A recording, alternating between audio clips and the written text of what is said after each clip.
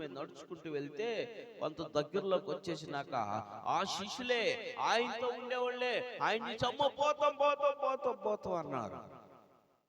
నేను పోతాన్ని కాదు, ప్రభుని, మీ ప్రభుని అన్నాడు. అంటే సడన్ గా దేవుడు ఒక దేవుళ్ళలాగా వెలిసి ఉన్నట్టయితే ఎవరు నమ్మేవాళ్ళు కాదు, దేవుడని నమ్మేవాళ్ళు కాదు, భయపడిపోయేవాళ్ళు. పిల్లారా, ఒక వెలుగుని మనం చూడలేము, ఓ పిడుగునే మనం చూడలేము. అట్లాంటిది కోటి సూర్యకాంతుల కంటే తేజమైనటువంటి ఆ ప్రభుని చూడాలంటే మన తరమైతా. ఒక్క సూర్యుని చూడగలమా మనం? కోటి సూర్యుల కంటే ఇంకా ఎక్కువ అంట ఆ వెలుగుని చూడలేము మనం. అందుకనే ఆయన్ని చూడలేము అని మనము మనం ఆయన్ని చూడటానికి ఆయనే మనిషి కుమారుడుగా ఈ భూమి మీదకి ఆయన దిగి వచ్చాడు. కన్యమరిని ఆధారం చేసుకుని ఈ భూమి మీదకి వచ్చాడు. వచ్చి నాకేమన్నాడో తెలుసా?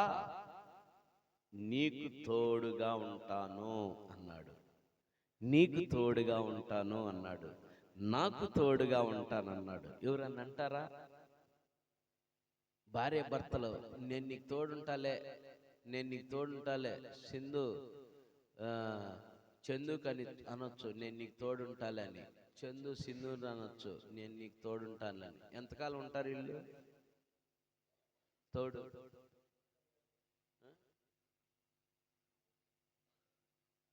మినిమం 1 సంవత్సరాలు, అంతేగా? 101 సంవత్సరం కష్టమేగా. ముసలితనంలో భయంకరంగా ఇసుకుదాలు వచ్చింది. మనవాళ్ళు అమ్మలకి నాన్నలకు వార్నింగ్ ఇస్తారు, మీ అమ్మ చూడు ఎట్ట చేస్తుందో, నీ ఇష్టం, తీసుకెళ్ళి బయటపడేస్తాం, నువ్వు కానీ సపోర్ట్ చేసావు నిన్ను కూడా బయటపడేస్తాం అంటారు. ఎవరు? మనవాళ్ళు.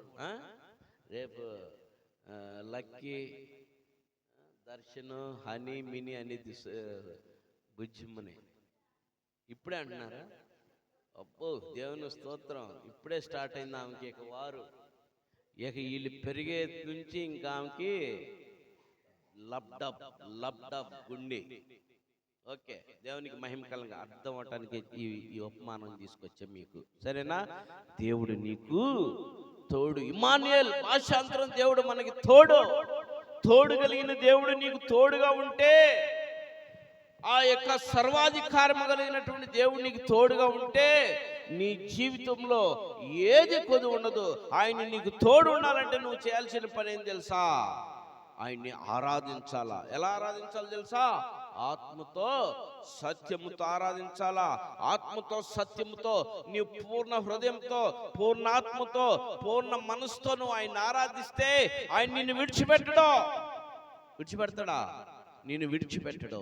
ఒక మనిషి దగ్గరికి నువ్వు స్నేహపూర్వకంగా వెళ్ళి పదే అన్నా అన్నా అన్నా నువ్వు పలకరిస్తూ ఉంటే నేను విడిచిపెడతాడా?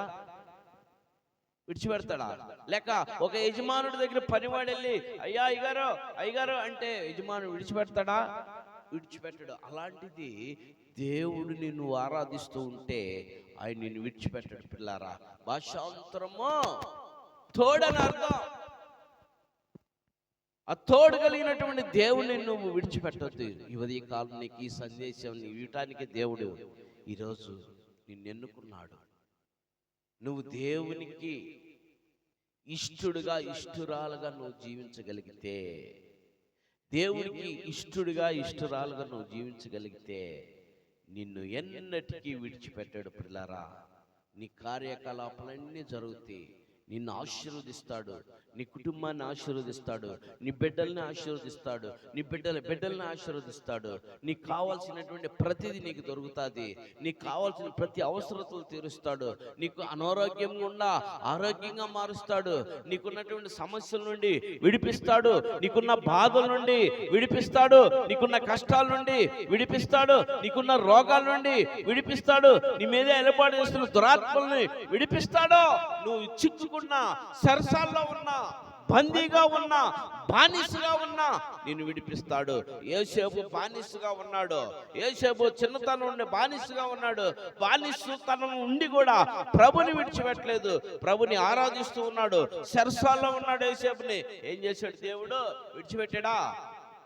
ఐగుప్తు దేశానికి చిన్న రాజును చేశాడు దేవుడు. హల్లెలూయా. ఐగుప్తు దేశానికి, దేవుడు ఎరగని దేశం, ఐగుప్తు దేశంలో ఒక యూదుడంటే, ఒక క్రైస్తవుడంటే ఒక బానిసుడిగా ఉండేటువంటి పరిస్థితిలో ఉన్న దేశంలో ఆ దేశానికి రాజును చేశాడు దేవుడు. కారణం ఏంటో తెలుసా? విడిచిపెట్టలా. బానిసగా ఉండి కూడా విడిచిపెట్టలా, కష్టాల్లో ఉండి కూడా విడిచిపెట్టలా, బాధల్లో ఉండి కూడా విడిచిపెట్టలా, తంతన్నా కూడా విడిచిపెట్టలా, కాళ్ళతో తన్నారు, ఎగిరెగిరి తన్నినా కూడా విడిచిపెట్టలా ప్రభుని. పిల్లారా ఏం చేశాడు? రాజుని చేశాడు. పిల్లారా, నీ పూర్ణ ఆత్మతో, నీ పూర్ణ హృదయంతో, నీ పూర్ణ మనసుతో నువ్వు ఆయన్ని ఆరాధించగలిగితే ఆయన నిన్ను విడిచిపెట్టాడు, నిన్ను వదిలిపెట్టాడు, నిన్ను ఏం చేస్తాడు? ఆనందపరుస్తాడు, ఆనందపరుస్తాడు. నా ప్రియమైనటువంటి దేవుని ప్రియబిడ్డలారా, ఈ ఉదయ కాలంలో వాక్యం విన్న మీకు, ఎవరైతే ఈ వాక్యాన్ని విన్నారో వాళ్ళకి మాత్రమే దేవుడు తోడుగా ఉంటాడు. వాక్యం విన్న వాళ్ళకి మాత్రం దేవుడు తోడుగా ఉన్నాడు కదా.